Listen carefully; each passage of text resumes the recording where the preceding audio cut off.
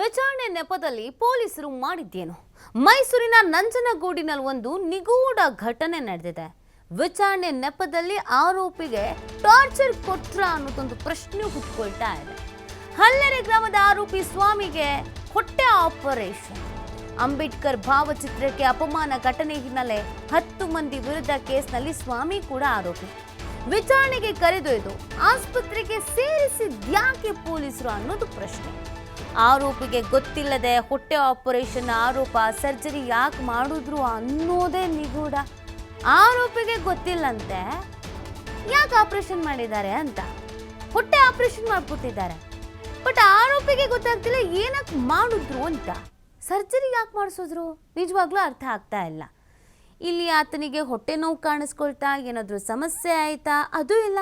ಸುಮ್ಮನೆ ಯಾವುದೋ ಒಂದು ಕೇಸಲ್ಲಿ ಕರ್ಕೊಂಡೋಗಿ ಸರ್ಜರಿನೇ ಮಾಡಿಸ್ಬಿಡ್ತಾರೆ ಅಂತಂದರೆ ಅದೇನು ಪೊಲೀಸರೇ ಡಾಕ್ಟ್ರು ಆಗ್ಬಿಟ್ರಾ? ಪೊಲೀಸರಿಗೆ ಏನಾದ್ರು ನೋಡ್ತಿದ್ದಂಗೆ ಈತನಿಗೇನೋ ಸಮಸ್ಯೆ ಇದೆ ಅಂತ ಅನ್ನಿಸ್ಬಿಡ್ತಾ?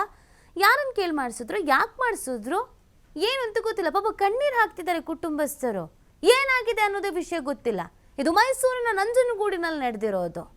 ನೋಡಿ, ಸ್ವಾಮಿ ಅನ್ನೋರ ಹೊಟ್ಟೆನ ಆಪರೇಷನ್ ಮಾಡಿಸ್ಬಿಟ್ಟಿದ್ದಾರೆ. ಅಂಬೇಡ್ಕರ್ ಅವ್ರ ಭಾವಚಿತ್ರಕ್ಕೆ ಅಪಮಾನ ಮಾಡಿದ್ರು ಅನ್ನುವಂಥ ಹಿನ್ನೆಲೆಯಲ್ಲಿ ಒಟ್ಟು 10 ಮಂದಿ ವಿರುದ್ಧ ಕೇಸನ್ನು ದಾಖಲಾಗುತ್ತೆ. ಅದರಲ್ಲಿ ಸ್ವಾಮಿಯವರು ಕೂಡ ಒಬ್ಬರು. ವಿಚಾರಣೆಗೆ ಅಂತ ಕರ್ಕೊಂಡು ಹೋಗ್ತಾರೆ. ಬಾರಪ್ಪ ವಿಚಾರಣೆ ಮಾಡಬೇಕು ನೀನನ್ನ ಅಂತ ಕರ್ಕೊಂಡು ಹೋಗ್ತಾರೆ. ಮೈಸೂರಿನ ನಂಜನಗೂಡಿನಲ್ಲಿ ಈ ಘಟನೆ ಆಗಿರೋದು. ಬಟ್ ವಿಚಾರಣೆಗೆ ಅಂತ ಕರ್ಕೊಂಡು ಹೋಗಿ ಸರ್ಜರಿ ಮಾಡಿಸ್ತಾರೆ ಅಂತ ಅಂದರೆ ಯಾಕೆ?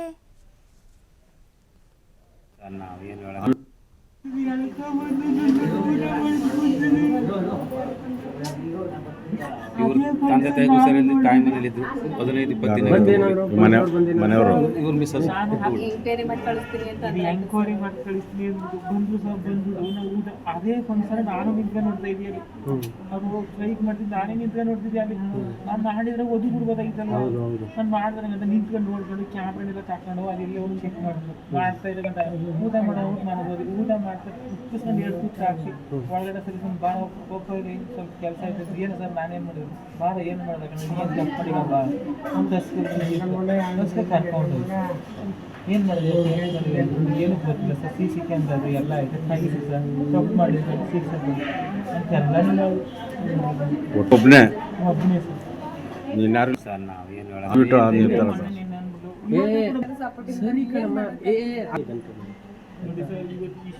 ಈಗ ಸಹ ಬಂದು ಕುಂತ್ಕೊಂಡು ಅಷ್ಟಕ್ಕೆ ನೀವು ಬಂದ್ರಿ ಬಂದು ಹೌದು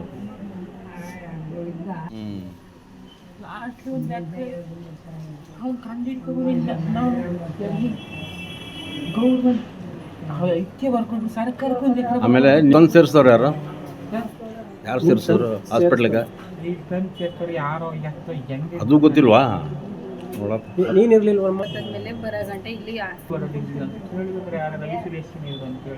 ಹಾಂ ಎಲ್ಲಿ ಚೀಟಿ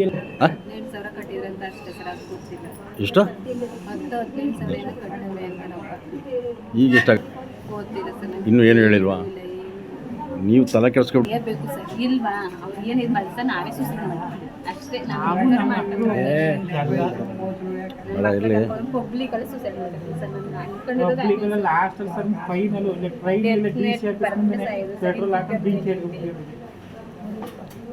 ಅಷ್ಟೆಲ್ಲ ಇದು ನನ್ನ ಮಕ್ಕಳು ನಾನು 5 ಲೀಟರ್ ಪೆಟ್ರೋಲ್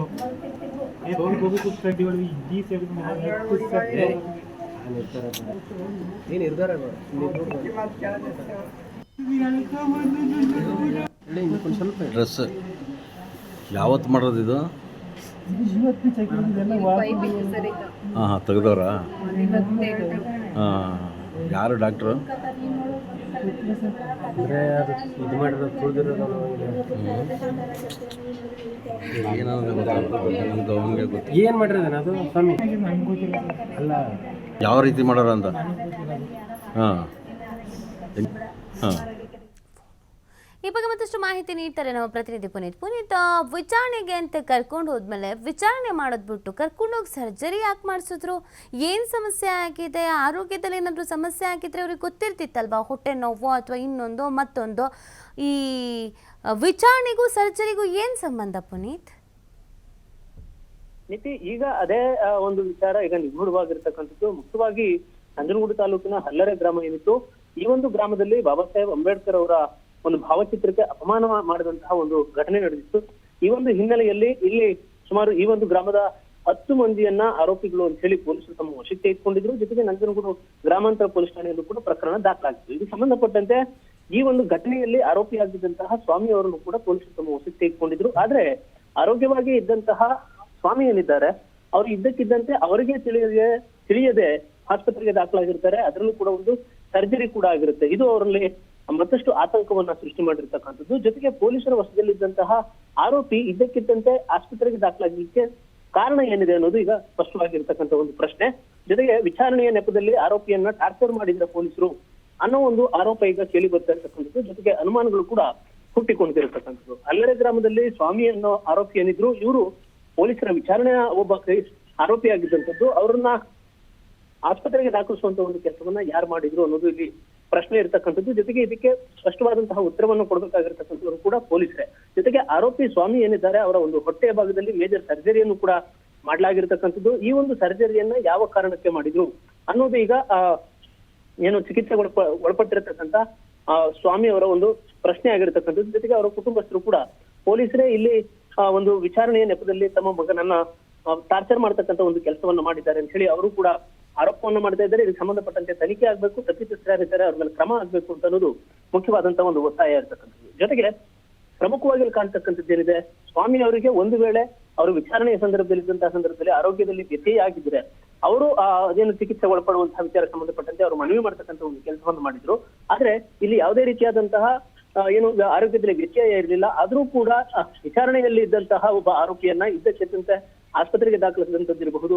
ಜೊತೆಗೆ ಅವರಿಗೆ ಮೇಜರ್ ಸರ್ಜರಿಯನ್ನ ಮಾಡಿರ್ತಕ್ಕಂಥದ್ದೇನಿದೆ, ಇದು ಸಾಕಷ್ಟು ಅನುಮಾನಗಳನ್ನ ಹುಟ್ಟಿಸ್ತಾ ಇದೆ. ಜೊತೆಗೆ ಪೊಲೀಸರ ಮೇಲೆ ಇದು ಪ್ರಮುಖವಾಗಿ ಇರ್ತಕ್ಕಂಥ ಒಂದು ಅನುಮಾನ. ಇದಕ್ಕೆ ಸಂಬಂಧಪಟ್ಟಂತೆ ಉನ್ನತ ಅಧಿಕಾರಿಗಳು ತನಿಖೆಯನ್ನ ಮಾಡಬೇಕು, ಇದಕ್ಕೆ ಉತ್ತರವನ್ನ ಕೊಡ್ತಕ್ಕಂಥದ್ದಿರಬಹುದು, ಅಥವಾ ಇದಕ್ಕೆ ಏನು ಈ ಒಂದು ಘಟನೆ ಆಗ್ಲಿಕ್ಕೆ ಪ್ರಮುಖ ಕಾರಣ ಏನು ಇದು ಒಂದು ವಿಚಾರವನ್ನ ಹೊರತರಬೇಕು ಅನ್ನೋದು ಈಗ ಅವರ ಒಂದು ಪೋಷಕರ ಒಂದು ಒತ್ತಾಯ ಕೂಡ ಆಗಿರ್ತಕ್ಕಂಥದ್ದು. ಫೈನ್, ಥ್ಯಾಂಕ್ ಯು ಪುನೀತ್ ತಮ್ಮ ಡೀಟೇಲ್ಸ್ಗಾಗಿ. ನಿರ್ಧಾರ